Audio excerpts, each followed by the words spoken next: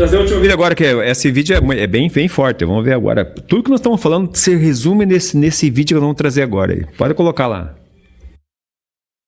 Meu nome é Michael Donovan. Sou padre há mais de 30 anos e sirvo na paróquia de St. Agnes, em St. Augustine, na costa leste da Flórida. Sempre fui um homem de fé, convicto, disciplinado. Mas o que estou prestes a contar não foi ensinado nos meus anos de seminário. E, sinceramente, se não tivesse vivido com meus próprios olhos, jamais acreditaria. Era uma manhã abafada de julho de 2018. Eu havia acordado mais cedo que o normal, com uma sensação estranha no peito. Algo como uma pressão sutil, mas persistente. Pensei que fosse apenas ansiedade. Ultimamente eu andava inquieto com a falta de fervor nas missas, o afastamento das pessoas, a secularização crescente. Parecia que o mundo ia se esquecendo de Deus. Mesmo assim, preparei-me para a missa. Das 9h como de costume. Durante a homilia, comecei a suar frio. As palavras me fugiam da boca.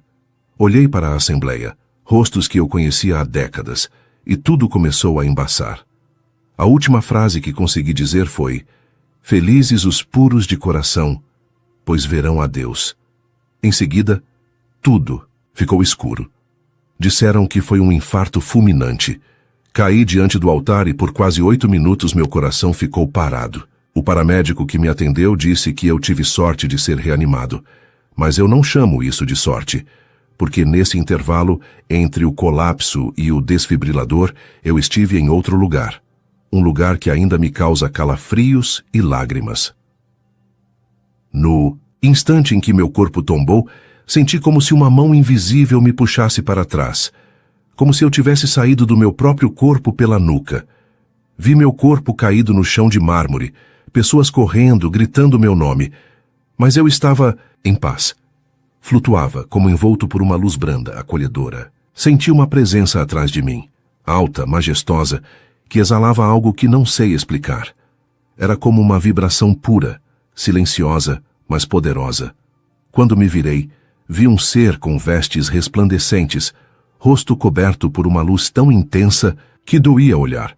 Sabia, sem precisar perguntar, que era um anjo. "Venha", ele disse sem mover os lábios. Sua voz era como uma melodia dentro da minha mente. Eu o segui, atravessando o teto da igreja como se fosse vapor. Subimos, ou talvez flutuamos para fora do mundo. Não havia mais chão nem céu, apenas um caminho de luz que nos levava a um lugar indescritível.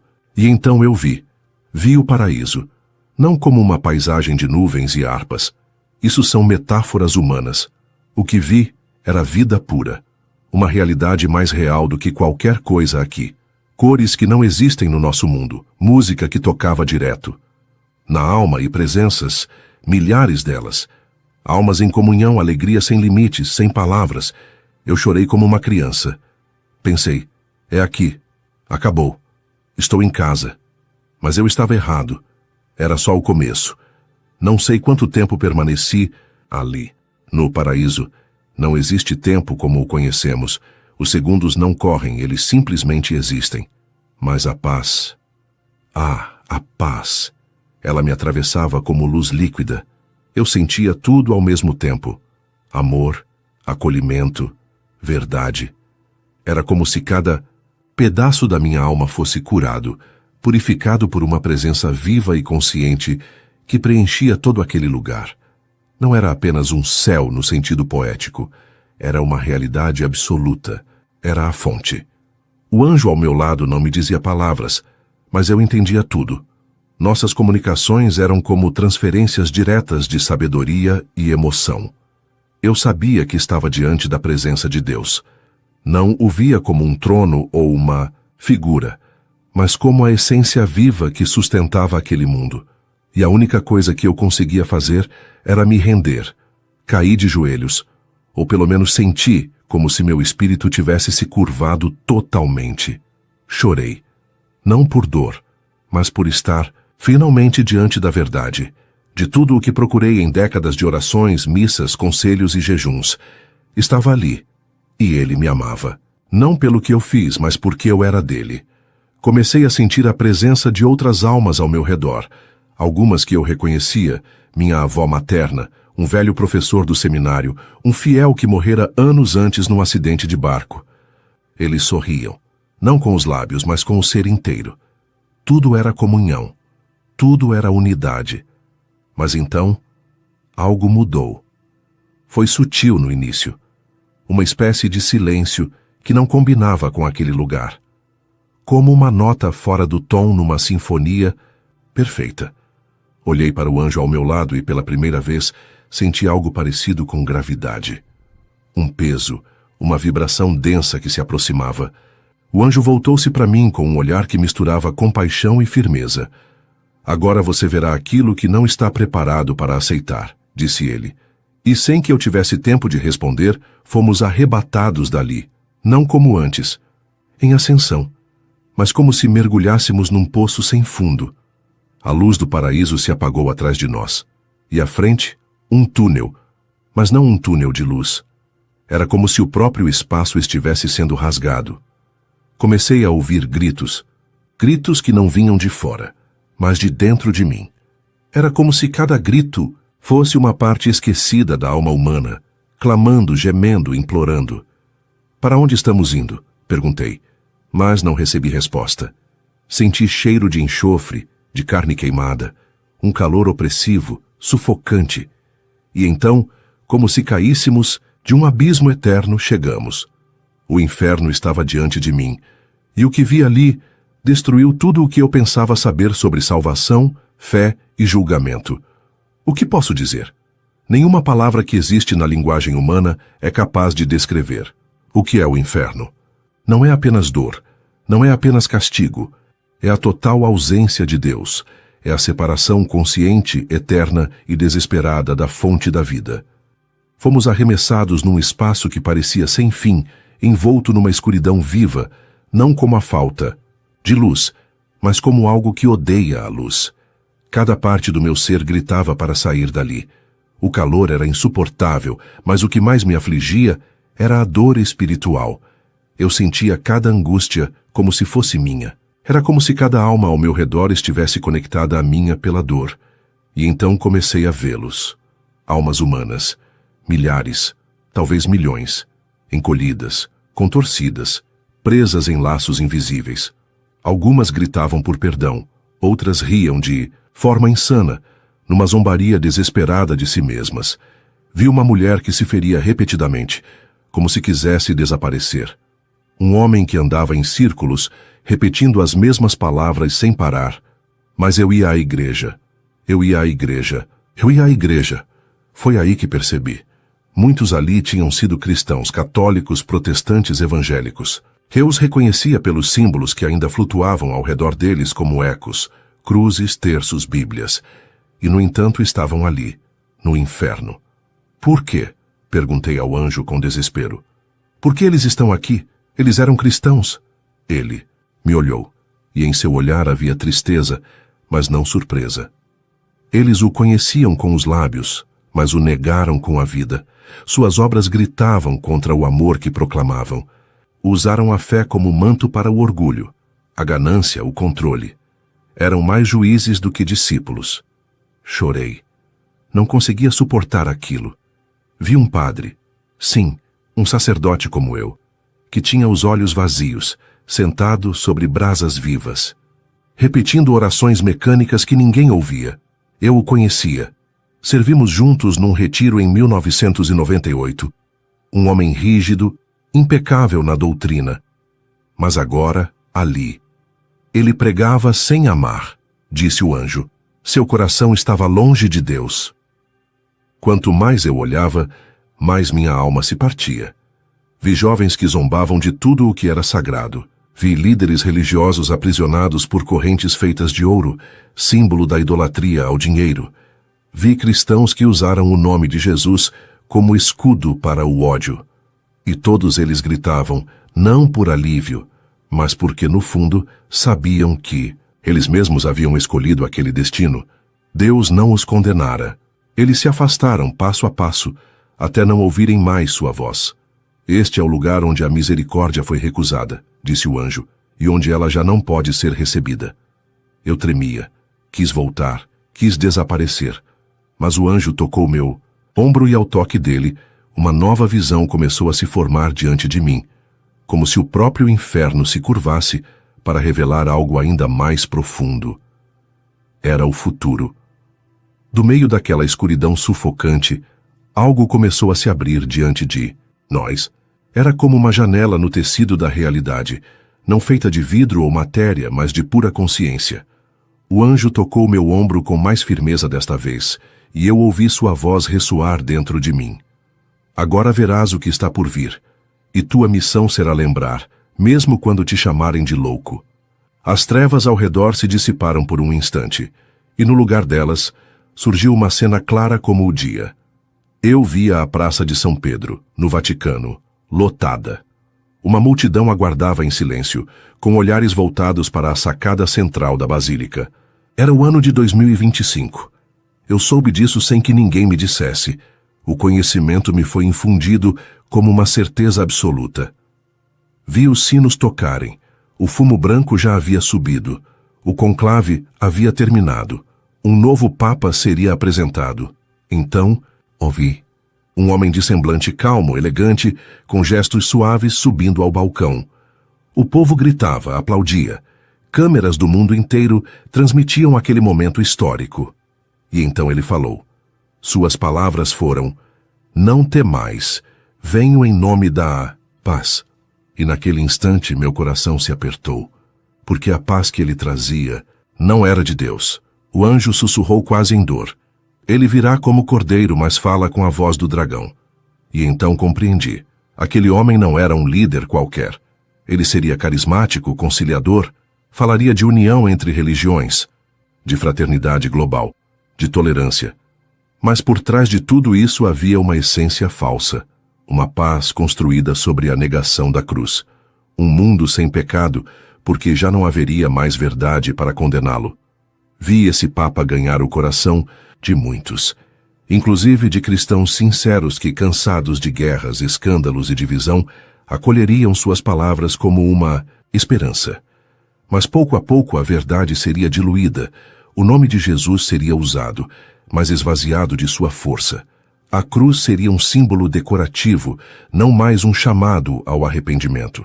Será o tempo da grande provação, disse o anjo. Aqueles que o seguirem cegamente perderão a luz, mas os que enxergarem serão perseguidos.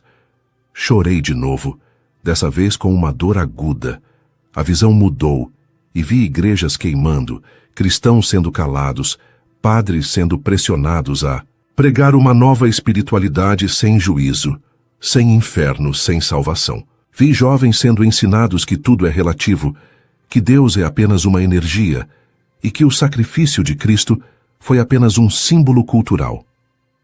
E eu vi a mim mesmo, velho, cansado, com os olhos marejados, segurando um rosário como se fosse minha única âncora, ainda em St. Augustine, ainda tentando alertar, ainda tentando lembrar. A visão se fechou de forma abrupta. Voltamos ao inferno, mas agora ele estava calado, como se respeitasse o peso do que me fora mostrado. O anjo então falou: "Agora que viste, deves voltar." E eu gritei: "Não, não posso carregar isso. Quem vai acreditar em mim?" Mas o tempo da recusa já tinha passado. Tudo ao meu redor começou a tremer, como se o próprio espaço estivesse desmoronando. O anjo tocou meu peito, e senti como se estivesse sendo puxado com uma força esmagadora, não apenas física, mas espiritual. Como se minha alma estivesse sendo arrancada de um lugar onde não queria sair. O inferno desapareceu atrás de mim como uma fumaça espessa que se esvai ao vento, e num instante fui lançado de volta para um túnel de luz ofuscante. Senti dor. Dor no corpo, dor na alma. Era como ser comprimido dentro de uma caixa estreita demais. E então, uma pancada, forte no peito, e um grito abafado ecoando no ambiente. Ele está voltando! Ritmo cardíaco recuperado. Meus olhos se abriram de súbito. A claridade fria do hospital me cegou por um instante. Eu estava deitado, entubado, com fios ligados ao meu peito, cercado por enfermeiros e médicos. O som dos monitores era ensurdecedor. Respirei fundo, com dificuldade. E chorei. Chorei como nunca havia chorado. A enfermeira me segurou pela mão e disse: Padre Michael, o senhor está conosco. Calma, o senhor teve um infarto. Mas vai ficar bem. Ela não fazia ideia do quão errado ela estava, porque eu não estava bem. Algo dentro de mim havia mudado para sempre. Fiquei em observação por mais 2 dias. Durante esse tempo, mantive os olhos fechados quase o tempo todo. Cada vez que fechava as pálpebras, flashes da visão me assaltavam. Os rostos atormentados no inferno. O olhar sem alma daquele sacerdote que conheci. A voz do novo Papa ecoando: Venho em nome da paz. E o sussurro do anjo: Aqueles que o seguirem cegamente perderão a luz. No 3º dia, um médico católico veio me visitar. Disse que cresceu ouvindo minhas homilias e que estava feliz por eu estar vivo. Foi um milagre, ele disse. Você deveria escrever um livro sobre isso um dia. Eu apenas sorri, fraco. Um livro? Como colocar no papel aquilo que não se pode sequer nomear? Mas naquele momento soube. Eu teria que contar, mesmo que duvidassem, mesmo que zombassem, porque o mundo precisava se preparar. Em poucos anos, um novo Papa surgiria, e muitos bons cristãos correriam ao seu encontro, acreditando estar recebendo a paz, mas estariam se entregando ao engano mais sutil e mortal já arquitetado. No silêncio do quarto, comecei a rezar, e percebi algo que ainda carrego comigo. A minha fé, que até então era firme como pedra, agora tremia. Não porque deixei de crer, mas porque agora eu sabia o que estava em jogo. A eternidade não era mais um conceito teológico, era real. Real como o chão que pisamos, como o fogo que queima, como o amor que salva. E eu tinha voltado, não por mim, mas para avisar. Aí acabamos de ver, né, esse sonho, meio que um sonho, né, que esse padre passou, né, com o momento que ele entrou de coma ali, e teve meio que uma visão, né, seu Eugênio, ali mostra a realidade com relação aí ao papado agora nesse ano 2025, né, é bem importante que ele fala ali com relação a esse que tá lá no Vaticano, né. É muito importante, que é meio comprido o vídeo, mas é muito importante que essa visão que ele teve, esse infarto, que foi 2018. Deus já mostrou o Papa que ia ser eleito em 2025. Então, é uma coisa muito séria, muito séria. Aqueles que seguem esse Papa, que seguirem esse Papa, que vai ser, perderão a luz. É muito sério isso. Muito sério. Então, passemos aí as 10 coisas que vai mudar na igreja. Os que estão sem Deus, a maioria está sem Deus. A maioria vão aceitar. Vamos trazer agora o Marcos, chamar o Marcos agora?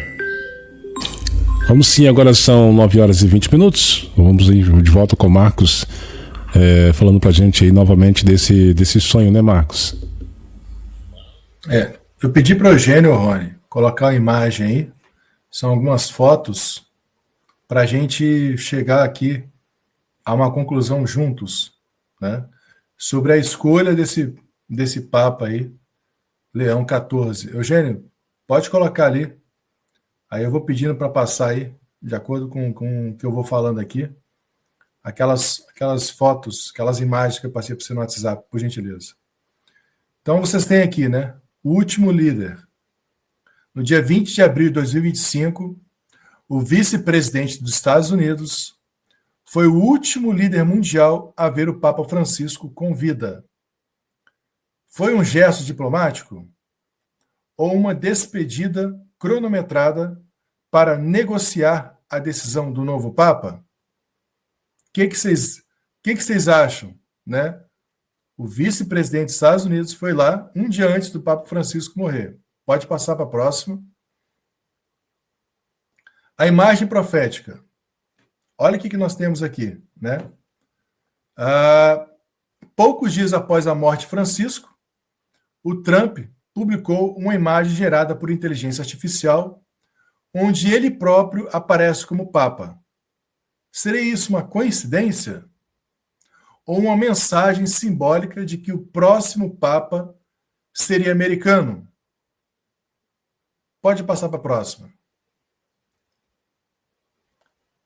E aí, habemos Papa. No dia 8 de maio, o Vaticano anuncia o Robert Prevost, dos Estados Unidos, o novo Papa. Primeiro pontífice americano da história. Pode passar aí. Então, o que nós temos aqui? A linha do tempo, que intriga, né? No dia 20/4, o vice dos Estados Unidos é o último líder mundial a ver o Papa Francisco com vida. No dia 2/5, o Trump posta uma imagem de inteligência artificial onde aparece como Papa. No dia 8/5, o Vaticano elege o primeiro Papa americano da história. E logo após, Trump comemora como uma vitória patriótica. É tudo coincidência?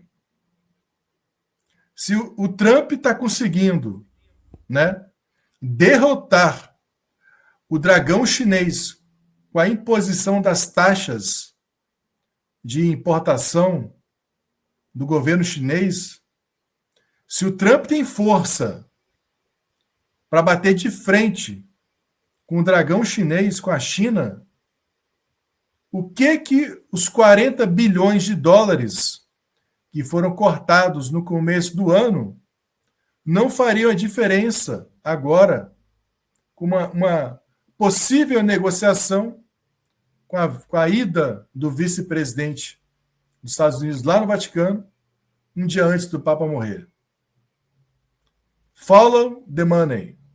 Siga o dinheiro. Então vocês podem tirar aí as suas conclusões na escolha desse Papa americano.